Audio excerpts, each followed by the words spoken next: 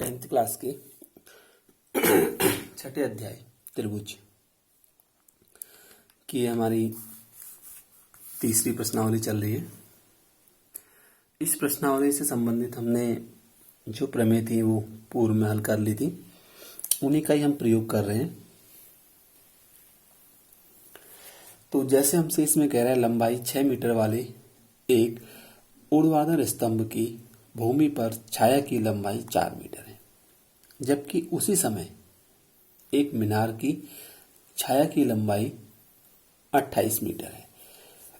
तो हमने मीनार की ऊंचाई याद करनी है। जैसे हमने मान लिया, माना सीढ़ी एक स्तंभ है जिसकी लंबाई 6 मीटर है और सीढ़ी जो स्तंभ है उसकी परछाई की लंबाई 4 मीटर है, यानी कि स्तंभ सीढ़ी है तो उसकी परछाई डीएफ है, 4 मीटर उसकी लंबाई है। उसी समय हमसे कह रहा है एक मीनार है, उसकी ऊंचाई याद कीजिए जिसकी छाया की लंबाई 28 मीटर है। तो हमें इसमें निकालना है मीनार की ऊंचाई। तो सबसे पहले हमने ये मान लिया कि माना ए बी एक मीनार है और सी डी एक स्तंभ है। स्तंभ की जो ऊंचाई है वो 6 मीटर है, मीनार की ऊंचाई हमने याद करनी है। स्तंभ की परछाई 28 मीटर है और मीनार की परछाई 28 मीटर है, स्तंभ की परछाई 4 मीटर है। ये सब हमने लिख दिया है जो गिवन है। याद करना है, हमें ए बी याद करना है। सबसे पहले हमने ए बी ई और सी डी एफ ट्राइंगल लिए।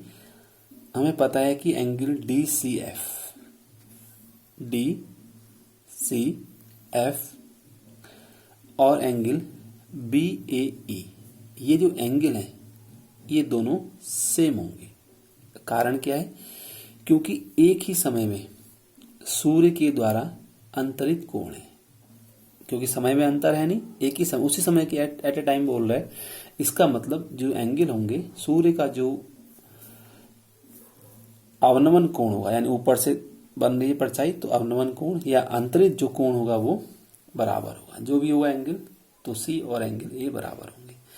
और एंगल सी डी एफ और angle A B E, C D F और एंगल ए बी ई, क्योंकि ये सीधे खड़े स्तंभ और मीनार है तो ये दोनों बराबर एंगल बनाएंगे 90 डिग्री, यानी कि दोनों त्रिभुज हमारे ए बी और सी डी एफ समरूप होंगे। समरूपता की ए उपकसौटी से अगर त्रिभुज समरूप होंगे तो हम जानते हैं कि समरूप त्रिभुजों की जो भुजाएं होती हैं वह आनुपातिक होती हैं, यानी कि ए बी बट्टे सी डी, लंब बट्टे लंब और आधार बी ई बट्टे डी एफ। ए बी हमें एच निकालना है। स्तंभ की हाइट 6 है, मीनार की परछाई 28 है, स्तंभ की परछाई 4 मीटर है। तो 4 सत्ते 28 हो गया और क्रॉस मल्टीप्लाई करेंगे तो 6 सत्ते 42 मीटर, यानी कि जो मीनार की ऊंचाई है वो 42 मीटर होगी। उसके बाद हम आते हैं, अंतिम प्रश्न है हमारा ये इस तीसरी प्रश्नावली का। और ध्यान रखना है इस टाइप के हमारे 3 प्रश्न हैं टोटल। एक 12वां है, एक 14वां प्रश्न है और एक 16वां।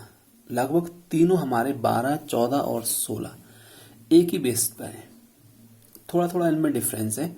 14वां प्रश्न थोड़ा सा लॉन्ग है क्योंकि उसमें कंडीशन अलग है, लेकिन जो बेसिक चीजें हैं वो सेम है। ट्रायंगल सेम है, हमने बनानी है आकृति। हमसे कह रहा है एडी और पीएम, एडी और पीएम त्रिभुजों एबीसी और त्रिभुज पी ए बी सी और पी क्यू आर की क्रमशः माध्यिका, यानी एडी त्रिभुज एबीसी की माध्यिका है और पीएम त्रिभुज पी क्यू आर की माध्यिका है, जबकि त्रिभुज एबीसी और त्रिभुज पी क्यू आर हमारे समरूप है।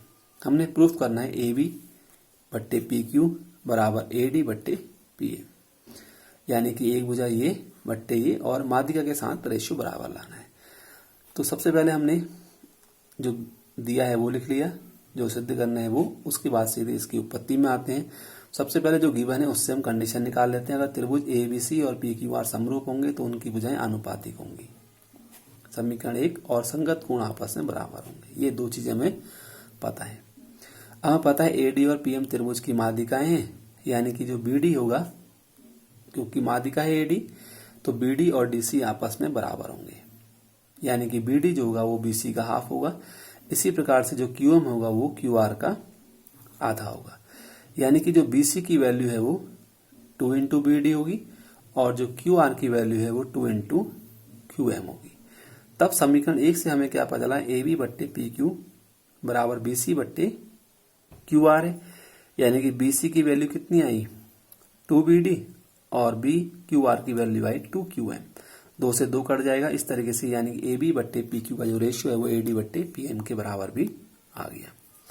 यानी कि हमें क्या पता चला, AB बट्टे PQ बराबर AC बट्टे PR बराबर BC बट्टे QR बराबर AD बट्टे PM।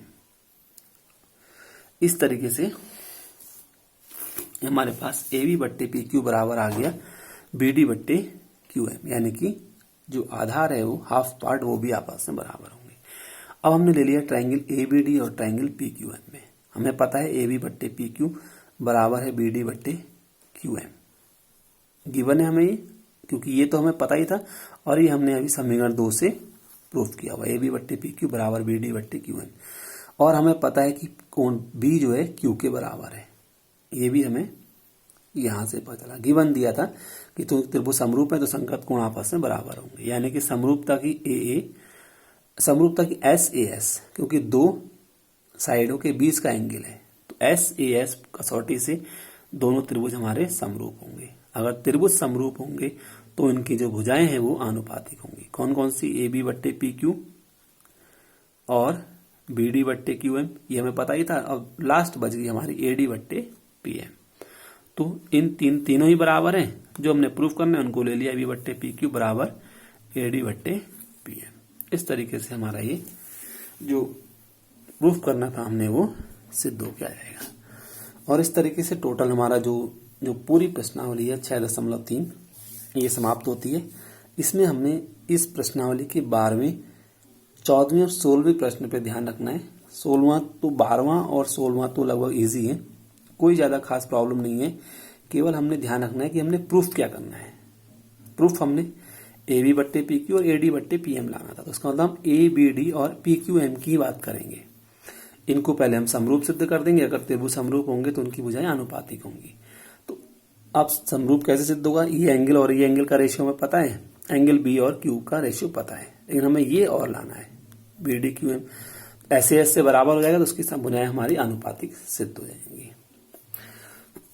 तो 14वें प्रश्न पे थोड़ा चेंज है हमारा, उसको थोड़ा ध्यान से समझना है। और इसी के साथ जो हमारी तीसरी प्रश्नावली है ये पूरी कंप्लीट होती है प्रमेय के साथ। इस प्रश्नावली में हमने जो ज्यादा प्रयोग किया था वो तीसरी, चौथी और पांचवी जो हमारी प्रॉपर्टी थी SSS, SAS और AAA के साथ A उप कसौटी का ज्यादा प्रयोग किया था, क्योंकि हमें पता है अगर किसी त्रिभुज के 3 कोण बराबर होंगे तो दूसरा, अगर 2 कोण हमारे बराबर हैं तो हम ये कह सकते हैं कि तीसरा कोण भी अंतःकोण प्रमेय से बराबर सिद्ध हो जाएगा। इस तरीके से हम नेक्स्ट वीडियो में आगे इसकी जो चौथी प्रश्नावली है उसकी प्रमेय, जो प्रमेय नंबर 6 और 7, ये हमारी चौथी प्रश्नावली से संबंधित है, उनको हल करेंगे। उसके बाद फिर हम सीधे इसकी प्रश्नावली बनाएंगे।